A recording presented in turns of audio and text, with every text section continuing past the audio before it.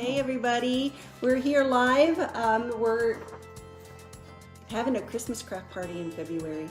And yes, we know it's February, we know it's Super Bowl Sunday, but here's the deal. We like Christmas so much, we just want to keep it in our hearts all year long. And so we figured we'd get together once a month, if possible, and just kind of work on Christmas crafts. And so when I say we, my name's Debbie. This is my mama, Mama Dawn. And over here we have my sister, Denise. And we wanted to show you what we were working on today, just in case you want to join us. We're calling this A Heart for Christmas. And we have Instagram page, a Facebook page, and we also have a Pinterest page. So some of the things that we're working on are actually inspirations that we found on Pinterest. And so we're gonna find them, we're gonna work on them, and then we're gonna post them there for you guys if you wanna learn how to do it too. We also have some recipes on there because we tried a few new recipes today. It's kind of fun to try some of these new recipes throughout the year, and then you know when it comes Christmas time, you know what works, what really tastes good. Sometimes it looks really good on paper, and then, you know, like our little bite-sized banana splits, we found out today that we needed to maybe make them up ahead of time and not all of the elements ahead of time, right? Right. There's some things we want to put on right before you serve it. So anyway, good to know. But those will be on there too. So let me show you what I'm working on today, and then Mama will show you what she's been working on, and then Nisi will show you what she's been working on. And like I said, we'll have all of these links on our Heart for Christmas Pinterest page, so you can look at them too. Today I'm working with Christmas cards, and I don't know if you are like me, but I save cards. Everything. And who am I like? Exactly. Yeah, exactly. The ultimate upcycler right here. Can I tell the tuna can lid story? Why not? So this woman upcycles everything, and even tuna can lids. You know, back in the day, and this was back when my kids were little, so we're talking 20 or 30 years ago. I'm standing in my kitchen getting ready to throw out the lid to my tuna can, and Mom says, "What are you going to do with that?" I'm like, throw it away. And she said, "Can I have it?" And the next thing I know, a couple weeks later, it ends up as beads. What did you make out of those? Oh, well, you twist them, you turn them kind of like a funnel, and you can put I just happen to have some deer skin left over from a deer I shot, and strips of that, and you put it in and knot it, and then you can kind of string it up together, and I put it on the edge of one of the baskets I made. Yeah. There you go. Turned out real cute. Yeah. So now you know that she used to hunt and make baskets. So okay. So me, I save cards. Yeah.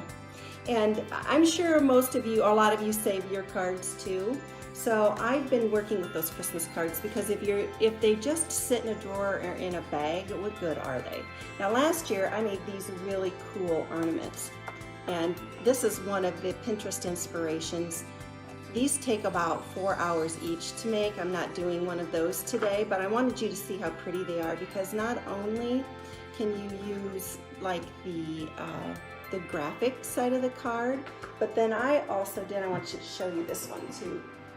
This, I also like, I'm a writer, so I love handwriting and signatures, but if you'll see on here, I even use the signature part of these cards so that I could see the different kinds of handwriting and some of the sentiments that my friends and family have sent me over the years. And these look so pretty just hanging from garland.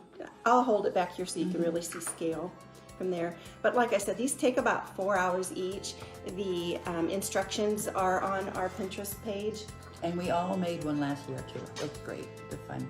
Yeah, and they really are. But today I'm doing something much differently. I'm just taking Christmas cards, the faces of Christmas cards, and cutting out some of the elements and making Christmas card tags. So here's what a few of them look like.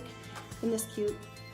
This was actually the whole stinking card. Isn't that the cutest thing you've ever seen? But just make sure that there's nothing on the back. Put a little hole punch. You can use a template if you want to, and cut out holly. or cut out the design elements. This was one card, so I used the template to cut out this size, and then my little circular hole punch to cut out this size too.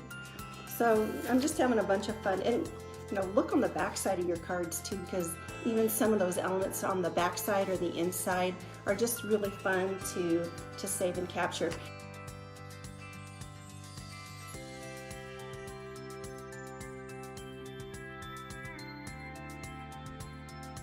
And, I'm doing this in February so that it's not something I'm worrying about in December or the end of November when I'm getting everything wrapped and ready. Okay, Mama, why don't you tell us what you're working on? Well, my inspiration didn't come from Pinterest, but it came from my mother. When I was a kid, I remember Mom having envelopes with putting money in, her cash. When she got paid, all her cash went into different envelopes. One for food, one for, she'd take us to the show every Sunday afternoon, and different things like that, and entertainment. So I started doing it, when I was old enough to have money of my own. And then I kind of got away from it, so I want to get back to it. And it's so easy to do. I just took an old envelope and tore it apart to make a template. And then I cut out different colored paper. This is green. I picked green for food. And then just the edges, just a little serration there. And so you can just put, food or groceries around there. And then I'm going to cut out pictures of food. Of course, some chocolate to go with it.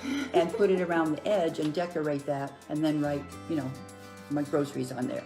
And I picked a blue one for travel, because we all do some type of traveling. And then we have to have one for entertainment, because we do go out, and sometimes it's kind of unexpected. And this way, you'll always have money in an envelope. Don't spend any more that's in that envelope. Are you gonna make one for Christmas? You're gonna make a Christmas envelope? envelope? Yeah. I make one for gifts. For gifts. And one for gifts, and then one special one for Christmas too. Cool. Yeah. Because it's always birthdays and all kinds of things you want to give people something for. And that's just your budgeting method. That's my budgeting method, and it's difficult at first not to go over that, but before you even start your envelopes, you need to make a list. You have to figure out your budget and be realistic, and just write it all down, and then only put that amount in each envelope, and it works. You can actually save money. And this is kind of a fun way to do it. And then you've got pretty envelopes to use from, to work from. Right. Cool.